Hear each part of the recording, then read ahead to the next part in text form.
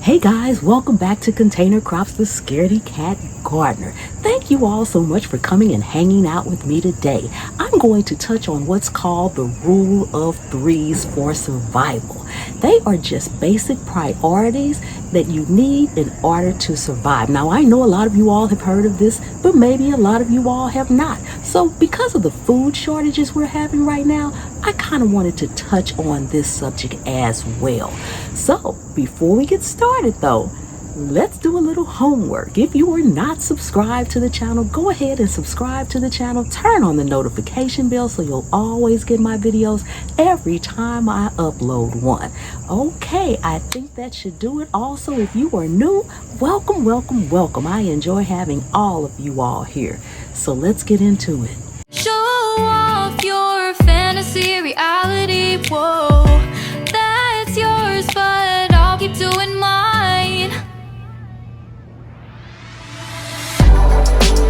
You'll be living your good life, catch a glimpse from the outside all the time. Okay, we are back. And right now we are facing food shortages. Some states are much more extreme than other states.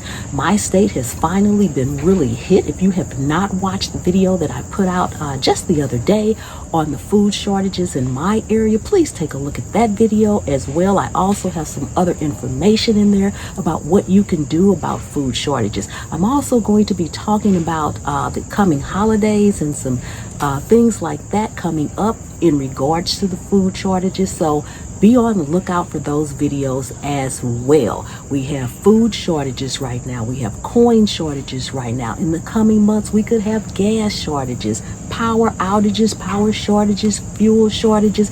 The list could go on. We just don't know. So it's best to be prepared and not panicked. There's no need to panic. You just need to be prepared. Start preparing now and do not wait.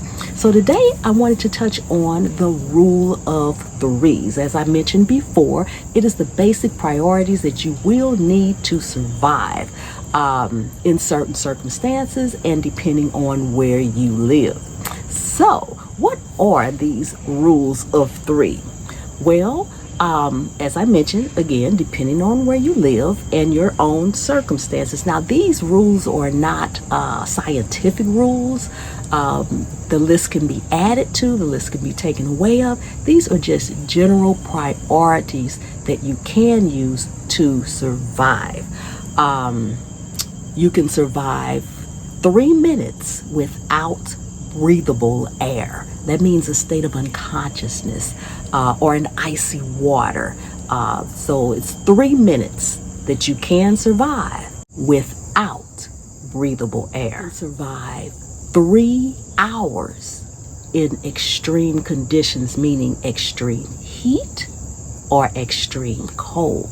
So if you're out in the cold, these things will help you prepare. If you know you may end up in a situation where you could be in extreme cold, you want to prepare for that in ahead of time, because you'll have, and it's not like written in stone, oh, 3 hour mark, I'm dead. No, I'm not saying that. But you can last 3 hours in extreme heat or extreme cold before your body goes into the next level, which could be hypothermia or something like that, heat exhaustion, something like that. You can survive 3 days, 3 whole days without drinkable water. So if you're in a situation and there's no water, you have 3 days to figure it out, because you need water after approximately 3 days.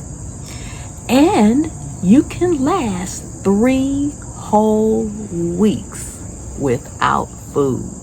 So we've got these food shortages going on. Everybody's in a panic. Oh my God, I'm not gonna have any food tomorrow and the next day. Well, truth of the matter is, if you don't have any food tomorrow or the next day, probably just gonna lose a little weight, and that's about it.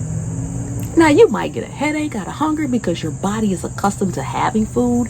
It's just like if you eat breakfast every day at 8 a.m. Every day at 8 a.m. you're gonna get hungry. Okay, if you are used to having lunch every day at 2 you're going to get hungry. It's the same concept.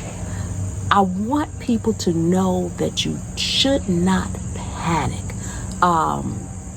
You're taught, most of us are taught, as a very, very small child. If there is a fire and you catch on fire, your clothing is on fire, you stop, you drop, and you roll. You don't panic. You don't start running around crazy and screaming. You stop, you drop, and you roll. And that's the same thing with these food shortages. I don't know why I have trouble saying that word every time. Food shortages, it's the same thing. Stop, prepare, and roll on. That's all. Stop, prepare, and roll on. You've got 3 weeks you can survive without food. So don't let these food shortages panic you. You just need to prepare. And prepare for the long haul. Don't prepare because, oh, we have food shortages now, I need to prepare. Prepare now for the rest of your life. Let this be the beginning of your preparation for the rest of your life. And there are other things that could be added to the list, but those are the basic ones. It's also said that it takes 3 seconds to make like a psychological decision in an emergency. In an emergency, it takes about 3 seconds for you to get composure and to be able to make a decision. And it also is said that you can go 3 months without companionship. Well, a lot of people go longer than that without companionship, but that means no contact with no one. Desert Island, Gilligan's Island, you know what I mean? When there's absolutely no companionship of any kind whatsoever. So those are the rule of 3s, and 3 minutes without breathable air, 3 hours in extreme weather conditions, 3 days without drinkable water, and 3 weeks without food. So I hope you all got something out of this video. If you did, please give me a thumbs up. And if nothing else, please share the video out, because someone, somewhere can use this information. It's been helpful for myself, I know that much. So if it's helpful for me, I figure it should probably be helpful for someone else. So I just want to thank each and every one of you all for your continued loyal, faithful support. I enjoy each of you all, and I hope you have a very wonderful, blessed day. And remember, anywhere you can sit a pot, you can grow a plant. And I'll see you on the trail. You'll be living your good life. Catch a glimpse from the outside all the time.